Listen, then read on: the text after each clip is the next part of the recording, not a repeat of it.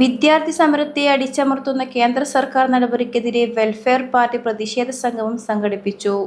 NEET പരീക്ഷയിലെ ക്രമക്കേടിനെതിരെ കേന്ദ്ര വിദ്യാഭ്യാസ മന്ത്രി ധർമ്മേന്ദ്ര പ്രധാൻ രാജിവെക്കണമെന്നാവശ്യപ്പെട്ട് ഡൽഹിയിൽ സമരം ചെയ്യുന്ന വിദ്യാർത്ഥികളെ തല്ലിച്ചതച്ച പോലീസ് നടപടിക്കെതിരെ പ്രതിഷേധം രേഖപ്പെടുത്തിക്കൊണ്ടും വിദ്യാർത്ഥി സമരത്തിന് ഐക്യദാർഢ്യം പ്രഖ്യാപിച്ചും വെൽഫെയർ പാർട്ടി കണ്ണൂരിൽ പ്രതിഷേധ സംഗമം സംഘടിപ്പിച്ചു.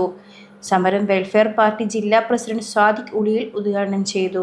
അഡ്വക്കേറ്റ് കസ്തൂരി ദേവൻ, പാർട്ടി നേതാക്കളായ Pallippuram president CP Rahana teacher, VV Chandran master, Shajahan Aicheri, DB Jabida, Sharos Sajad, FITU ജില്ലാ പ്രസിഡന്റ് C മുഹമ്മദ് ഇംതിയാസ് എന്നിവർ സംസാരിച്ചു.